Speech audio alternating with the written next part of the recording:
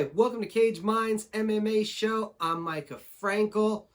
I have a website. I'd appreciate it if you visit. It's cageminds.com.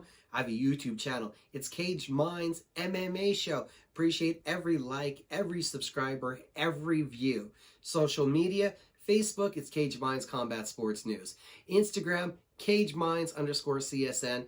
And on Twitter, it's at Cage Minds MMA. Not to mention, I also have my own Twitter. It's at Frankl Mika, my last name, then the first name.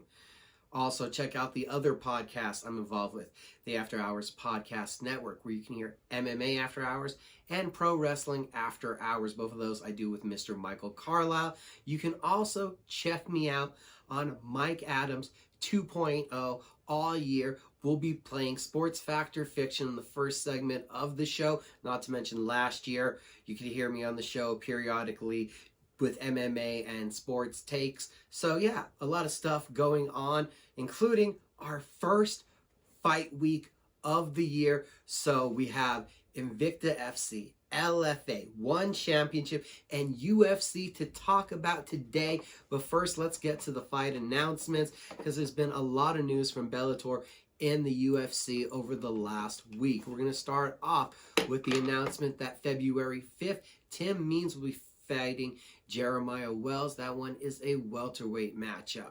UFC 271, Houston, Texas, February 12th. That one is gained. We know the main card needed some bolstering. Well, here's a big bolster to it. The King Houston, the Knockout King, Derek Lewis, he's going to be taking on Australia's Taya Tuivasa. That card has also seen an adjustment as John McDessie is out, and Nasrat Haqparast will be now facing Bobby Green.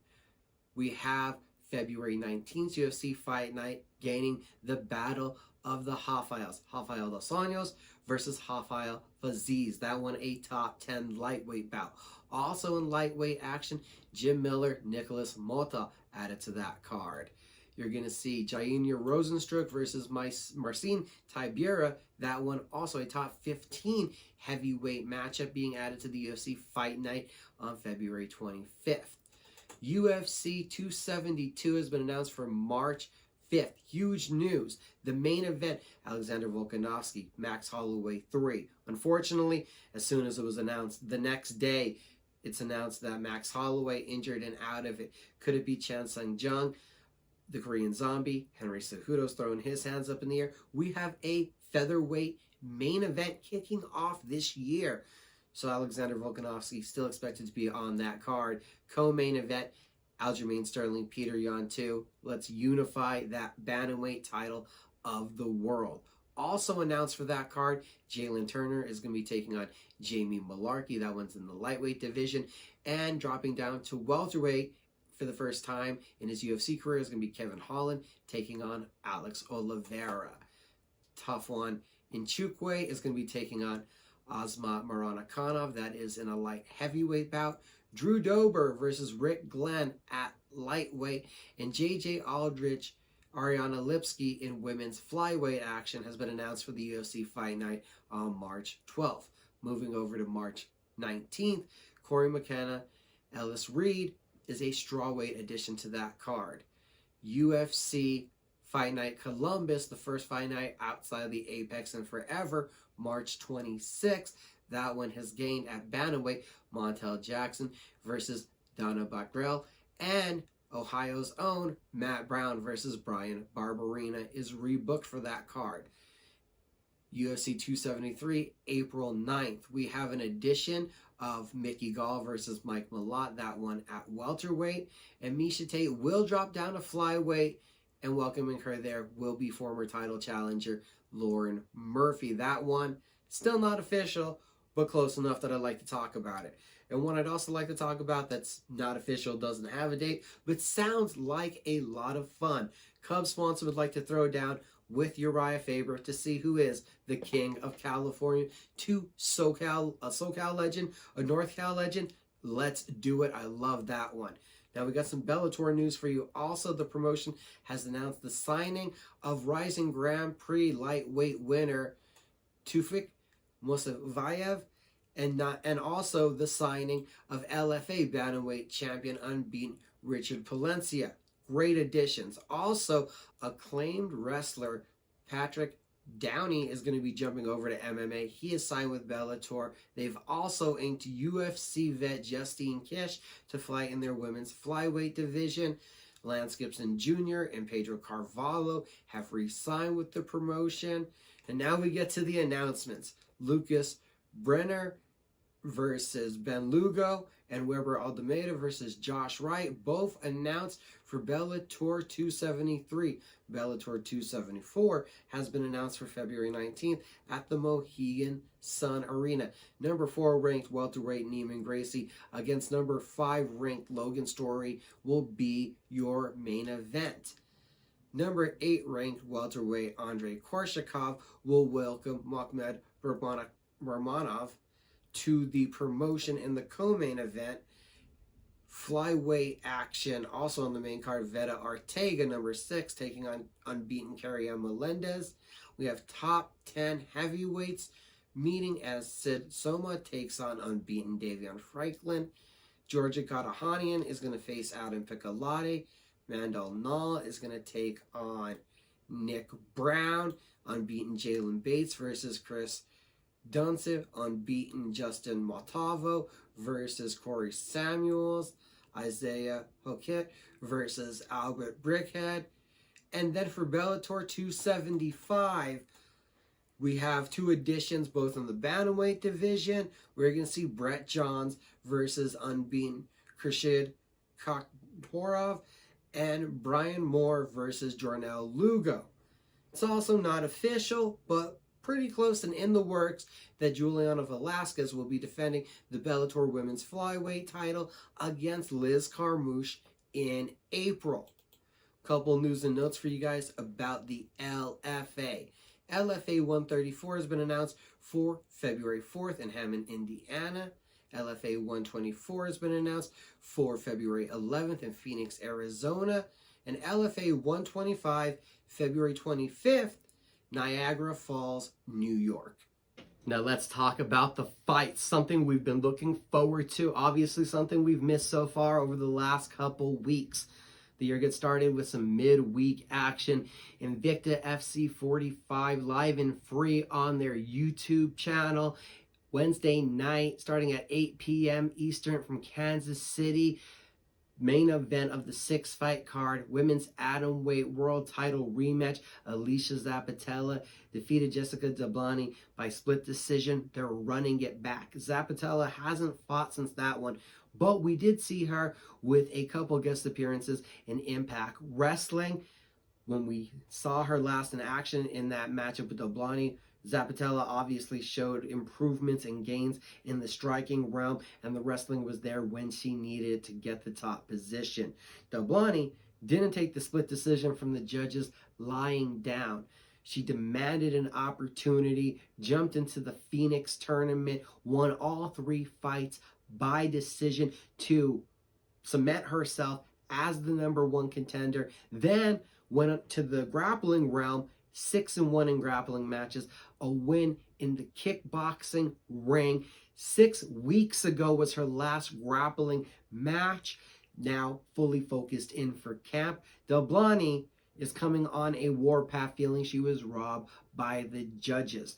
The card features 2 more unbeaten fighters, and also you're going to see LFA superstar Haley Cohen on the card. So it's going to be a great night of Wednesday fights. Friday morning from Singapore, it's ONE FC heavy hitters. You already got names like Sidichai and James Nakashima on the card. The main event, ONE women's strawweight world title, MMA world title on the line. Jingnang Zhang defending against Akai Mura. And then the co-main event, it's a men's light heavyweight kickboxing bout as Roman Kaila defends against Murat Aygun.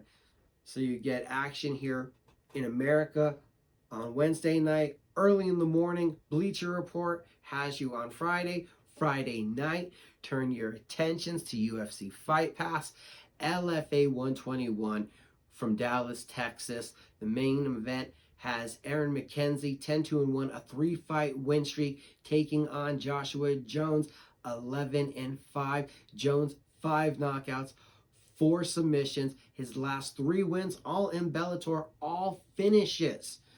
You can expect that with a victory, I think Mackenzie has set himself up for a lightweight title opportunity. That would be 4 in a row in the LFA. So I think he has a huge opportunity on his hands. The co-main event, Elijah Johns takes on Brandon Phillips. Johns, in his last outing, lost a split decision to Souza, who is now in the UFC. They were fighting for the LFA featherweight title.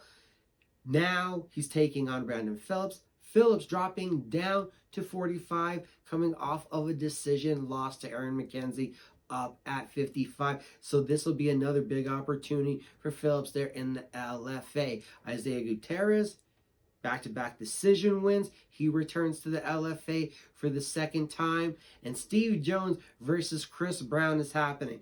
Jones is ever tough, in-your-face, savvy kind of fighter with heavy hands.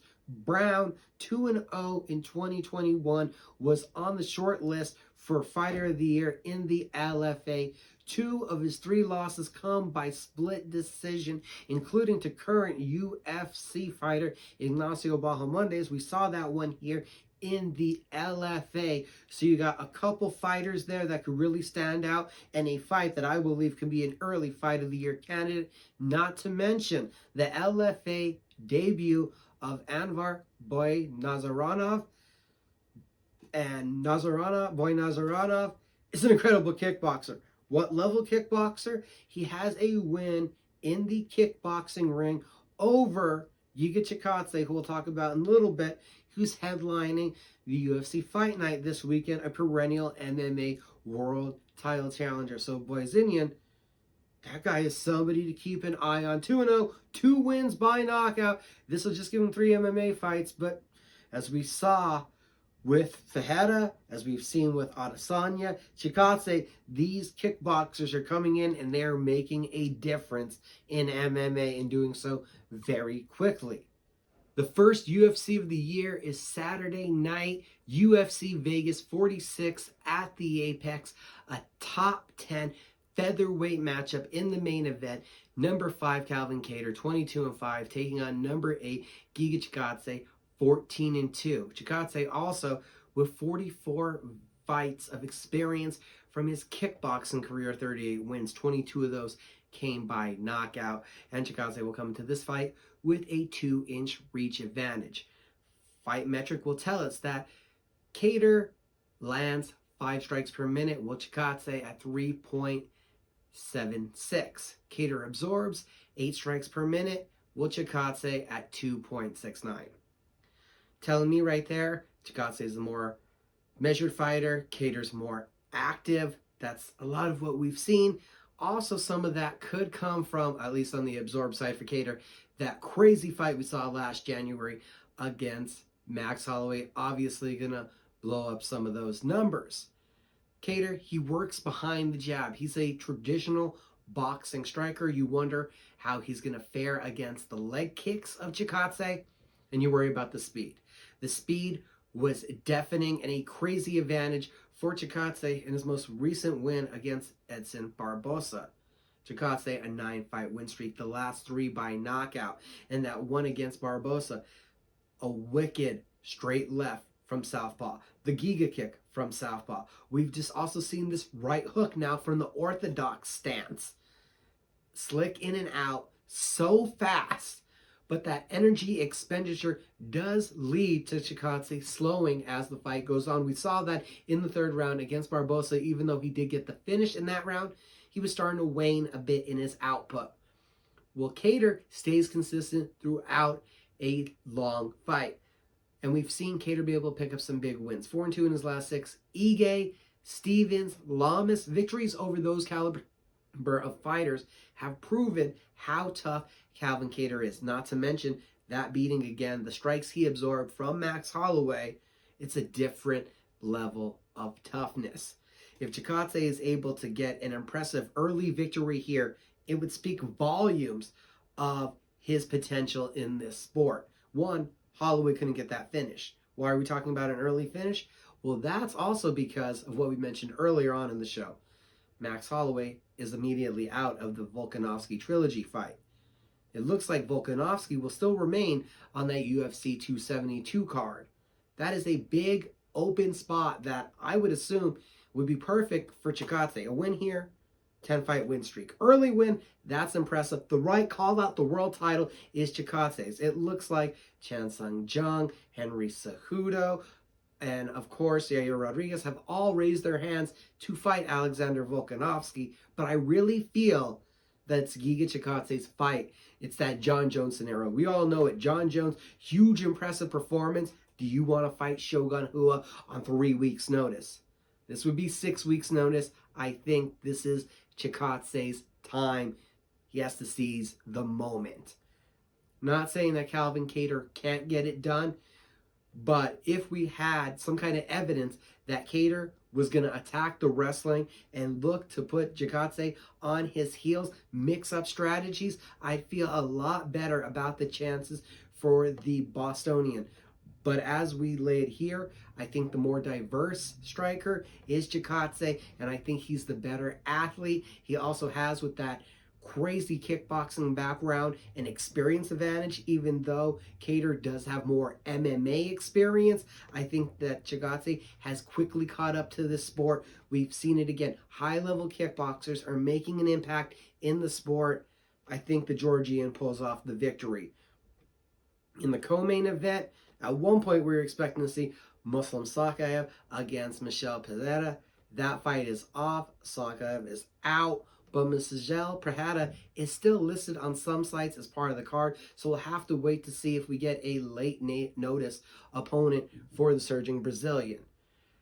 In top 10 women's flyweight action, still on that main card, Katlyn Chookagian, number 7, going to take on number 4, Jennifer Maia. Chookagian coming off back-to-back victories over Cynthia Calvillo and Viviana Araújo, rebounding from the loss to Jessica Andrade. Maia, her last 2 wins, the submission of Joanna Calderwood, now Joanna Wood, and the decision win that she's coming off of over Jessica Ai. A lot of quality, a lot of diverse skill sets in this fight. I think that Maia is the more well-rounded fighter. Chookagian, she's going to look to establish that jab. I don't know if she's going to be able to get done what she expects on the ground. Maia has been overlooked a lot in this division, and I think that this is going to be a close fight that goes all 15 minutes. Gotta favor the number 4 ranked Jennifer Maia, though.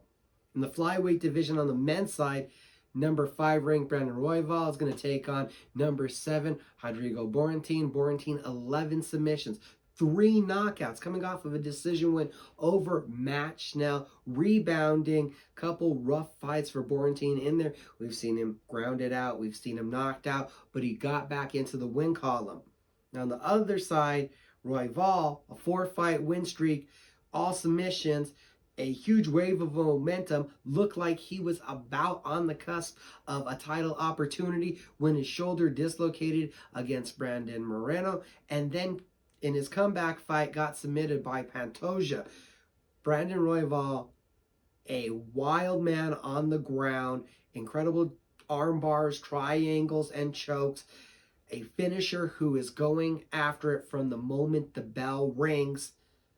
I wonder how this one plays out. I think it's a frenetic pace. These are 2 of the highest level flyweights that we have. I like to say that we're going to see a crazy battle on the floor. You wonder if Borentin's size is going to disrupt what Royvall likes to do off the mat. But then again, Royvall seemed to be taking his striking to another level in his last couple fights. And I think Borentin's going to have a problem closing the distance. So let's go with Royvall by a TKO in this one. Go down to the heavyweights. We got Jake Collier versus Chase Sherman. Collier is 1-2 at heavyweight, coming off of a split decision loss to Carlos Felipe. Sherman, 14 wins by knockout of his 15. That's what you need to know about Sherman. He throws in combination, and everything he lands is with authority. Bill Algeo, 1-2 so far in his UFC stint, is going to be welcoming Contender Series alum Johanderson Brito to the octagon. Brito unbeaten in his last 12, has 5 wins by knockout, 5 by decision on the Contender Series. A decision win over Diego Lopes earned the Brazilian his UFC contract. On the prelims, the feature prelims in the welterweight division, Court McGee, coming off of his first victory in 4 fights, is going to be taking on Ramiz Brahima. Brahima fights out of the Fortis MMA camp in Texas. 9 wins, 7 by submission. A nasty rear naked choke and guillotine. Heavy hands here. I think that you can see with the matchmaking, they are testing Brahima to see if he can get past a veteran like Court McGee. It would give a lot of insight into his potential if he's able to get past such a chiseled veteran. In the middleweight division, Jamie Pickett, 1-2 so far in 3 fights in the UFC. He has 10 wins, though, of his 12 by knockout. He's going to be taking on the debuting Joseph Holmes, 100% finishing rate, 4 wins by rear naked choke for Holmes, who lost his MMA debut and now is on a 7-fight win streak. Had a win on the Contender Series and then jumped right back on the Fury FC card for Dana White's looking for a fight and impressed the boss to get the contract. Here it is now, jumping in on short notice to get this debut. In the featherweight division, Gabriel Benitez versus TJ Brown. This is back up against the wall time. Benitez 1-3 in his last 4. Brown 1-2 in his first 3 in the octagon. Feels like this is a loser leaves town match. In the lightweight division, super prospect, vicious striker Slava Borchev, 5-1, 4 wins by knockout, is going to take on fellow LFA alum Dakota Bush. Bush, half of his wins come by rear naked choke. This is striker versus grappler, old school style. Fight that I'm most excited for on the prelims comes at bantamweight. Sid Boy Barranov versus Brian Kelleher. How can I not say the guy's name right? Obviously, of who I'm most excited to see. But Romanov has 7 finishes, 3 knockouts, 4 submissions. He's on a win streak. Impressive octagon debut. Impressed enough that you're getting a Brian Kelleher, a guy that will fight anybody. And to think about it, 4-2 in his last 6. The 2 losses are coming to Ricky Simone and Cody Stamann. Obvious top 15 talents right there. 10 wins by submission, 8 by knockout for Kelleher. That one I'm circling. It is a banger, and it is the second fight on the card. And then getting the night started, it's women's strawweight action. Vanessa Demopoulos, incredible Brazilian jiu-jitsu, taking on Silvana Gomez Juarez, who has 6 of her 10 wins by knockout. So again, another old school striker versus grappler matchup. But Demopoulos was training at the Black House. This will be her first fight out of Henry Cejudo's Fight Ready, tenacious. And her last win was her first win by TKO. Demopoulos will never back down. Cater Chikadze, it gets the year started. I favor Giga Chikadze, and this could be his moment to become a world title challenger in the UFC. Again, I appreciate every like, every view, every subscriber. The YouTube channel is Cage Minds MMA Show. The podcasts that you can find, there are so many of them out there. Check them out. They're all right here on the website. That's cageminds.com. Thanks for watching.